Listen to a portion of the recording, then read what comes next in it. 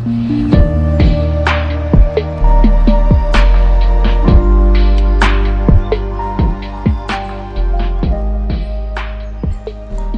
পাহাড়কে ভালোবাসি, কারণ তারা আমাকে এটা অনুভব করায় যে আমি তাদের চেয়ে ছোট।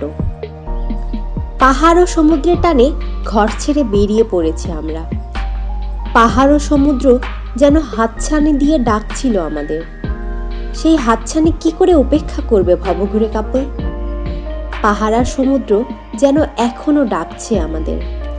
আজ শোনাবো চন্দ্রনাথ পাহাড় অভিযান ও গুলিয়াখালী সি বিচ ভ্রমণের গল্প। চলুন সেই গল্প শুরু করা যাক।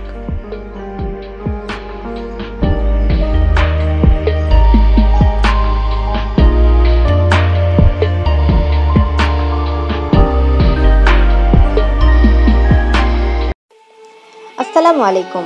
আজ আমরা চন্দ্রনাথ পাহাড় অভিযানে বেরিয়ে পড়েছি।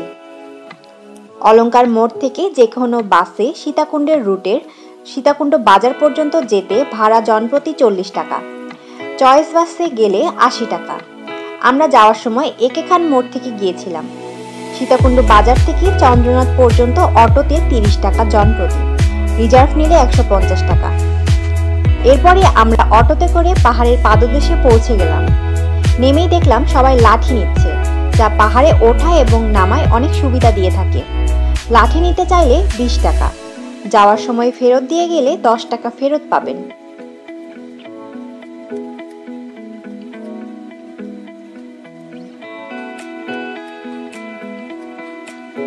আল্লাহর নাম নিয়ে আমরা পাহাড়ে ওঠা শুরু করলাম। একদম খাড়া পাহাড়। আমরা তিনজনই যেহেতু কিছুদিন আগে কেওক্রাডাং পাহাড়ে উঠেছিলাম, তাই আমাদের ভয়টা কিছুটা কম ছিল। আপনারা পাহাড়ে ওঠার সময় সাথে অবশ্যই পানি, স্যালাইন নিয়ে নেবেন। পাহাড়ের একদম চূড়ায় পানি, স্যালাইন সবকিছুই চড়া দামে বিক্রি হয়। ট্রেকিং অবশ্যই সকাল সকাল শুরু করবেন, এতে কষ্ট কম হবে। সকাল 9টা থেকে দুপুর 3টার মধ্যে ট্রেকিং শেষ করবেন। আপনারা ট্রেকিংয়ের কষ্ট কম করতে চাইলে পাহাড়ে ওঠার অন্তত 1 মাস আগে প্রতিদিন 20 থেকে 30 মিনিট হাঁটার অভ্যাস করতে পারেন। আমরা শুরু করলাম ট্রেকিং। নৈসর্গিক সৌন্দর্য দেখতে দেখতেই উপরে উঠছি। সীতাকুণ্ডের চন্দ্রনাথ পাহাড়ে উঠতে হয় সিঁড়ি বেয়ে, তাই অভিজ্ঞতাটাও একটু ভিন্ন রকমের। কিছু দূর ওঠার পরই বুঝতে পারলাম সিঁড়ি বেয়ে পাহাড়ে ওঠা কতটা কষ্টের। কিছু দূর যাবার পরই একটু একটু করে জিরিয়ে নিচ্ছিলাম। কিছু দূর যাবার পরপরই শরবত, ডাব এসব বিক্রি করছে। হ্যালো ভিউয়ার্স, আমরা চন্দ্রনাথ পাহাড়ের ঠিক মিডল পয়েন্টে আছি। এই রাস্তাটা চলে গেছে সিঁড়ির রাস্তা, আর ঠিক হাতের বাম সাইডে দেখবেন আপনারা মাটির রাস্তা আছে। তো এখানে একটা চেনার উপায় আছে, আসেন আমার। আচ্ছা, একটু আমরা, হ্যাঁ, এটা হচ্ছে সিঁড়ির রাস্তা। এটা হচ্ছে সিঁড়ির রাস্তা, ডান সাইডেরটা সিঁড়ির রাস্তা। আচ্ছা, আর হাতের বাম দিকে মাটির রাস্তা। সেখানে একটা চেনার উপায় আছে। এখানে একটা ঝুপড়ির মতো দোকান আছে। তো এই দোকানটাতে এসে ঠিক উপরে উঠে হাতের বাম সাইডে।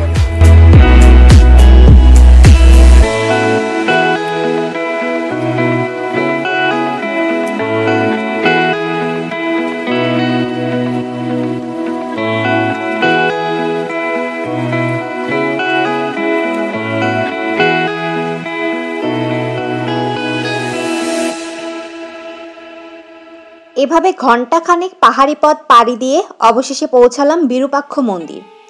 পাহাড় থেকে চারিপাশ সে কি অপরূপ দেখাচ্ছিল, নিজ চোখে না দেখলে বোঝা যাবে না। চারিদিকে দেখতে দেখতে চোখ পড়ল বিরূপাক্ষের সামনের দিকে। কিছুক্ষণ বিশ্রাম করে আবার হাঁটা দিলাম।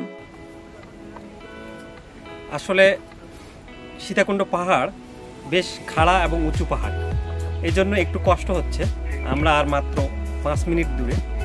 কেওক্রাডাঙে যখন আমরা উঠেছিলাম সেখানে খাড়া ছিল, নিচু ছিল, কিন্তু সেই তুলনায় সীতাকুণ্ড পাহাড়টি খাড়া। তবে ভয় পাওয়ার কিছুই নেই। এই পাহাড়টি তুলনামূলক এর উচ্চতা অনেক কম। আমাদের শুরু করেছিলাম 10:30টায়, এখন বাজে প্রায় 12টা। তবে চাইলে যে কেউ পারবে পাহাড়ে উঠতে। পাহাড়ে ওঠা খুব বেশি কষ্টকর আমি মনে করি না। তবে আমরা রং টাইমে উঠেছি আমি মনে করি। 10:30টায় মানে রোদ একদম উঠে গিয়েছে, এই কারণে আসলে আমাদের কষ্টটা বেশি হয়েছে। প্রতিমধ্যে আমরা ডাব খেয়েছি, আইসক্রিম খেয়েছি, এই তো খাইতে খাইতে যাইতেছি আর কি। ট্রেকিংয়ের জন্য সকালটাই পারফেক্ট। তবে এক্ষেত্রে চিটাগং থেকে আসতে চাইলে আপনার 9টা-10টা বেজে যাবে।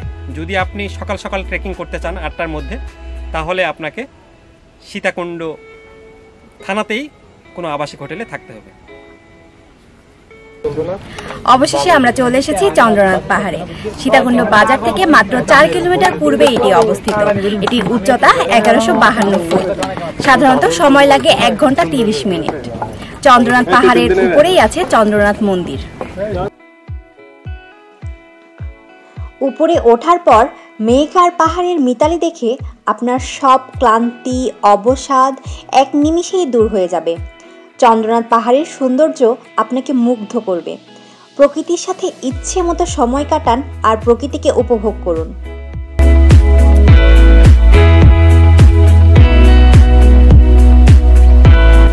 ভিউয়ার্স, আপনারা যখন চন্দ্রনাথ পাহাড় থেকে নেমে যাবেন তখন ঠিক এই মন্দিরের সামনে শ্রী শ্রী চন্দ্রনাথ মন্দির যেটি আছে, তার সামনে ঠিক একটা সিঁড়ি চলে গিয়েছে, এটি দিয়ে আপনারা নামবেন। যে পাশ দিয়ে উঠেছেন তার বিপরীত পাশ দিয়ে নামবেন, অর্থাৎ ডান পাশ দিয়ে। এই ডান পাশের পথ আসলে অনেক খারাপ। এই পথে উঠলে সত্যিই অনেক কষ্ট হতো। ট্রেকিং এর কষ্ট কম করতে চাইলে আপনারা বাম পাশ দিয়ে উপরে উঠবেন এবং ডান পাশ দিয়ে নিচে নামবেন। ওয়ালাইকুম ভিউয়ার্স, আমরা এখন যাব গুলিয়াখালী সি বিচ। আমরা এই যে এই সিএনজি রিজার্ভ করেছি, ভাড়া 150 টাকা।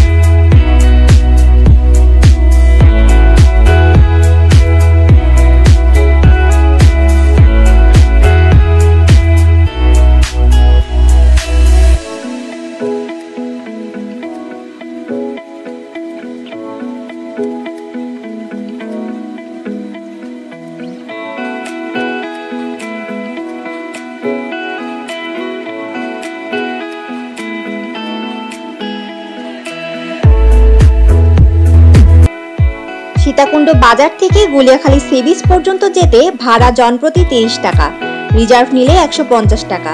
সীতাকুণ্ড বাজার থেকে গুলিয়াখালী সি বিচের দূরত্ব মাত্র 5 কিলোমিটার। একদিকে দিগন্ত জোড়া সাগর জলরাশি আর অন্যদিকে কেওড়া বন। এই সাগর সৈকতকে করেছে অনন্য। গুলিয়াখালী সৈকতকে ভিন্নতা দিয়েছে সবুজ গালিচার বিস্তৃত ঘাস। বিচের পাশে সবুজ ঘাসের এই মাঠে প্রাকৃতিকভাবে জেগে উঠেছে আঁকাবাঁকা নালা।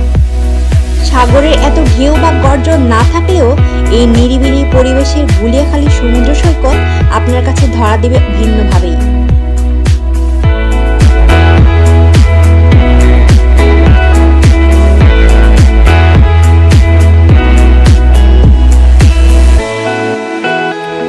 আমরা চলে এসেছি গুলিয়াখালী সি বিচ।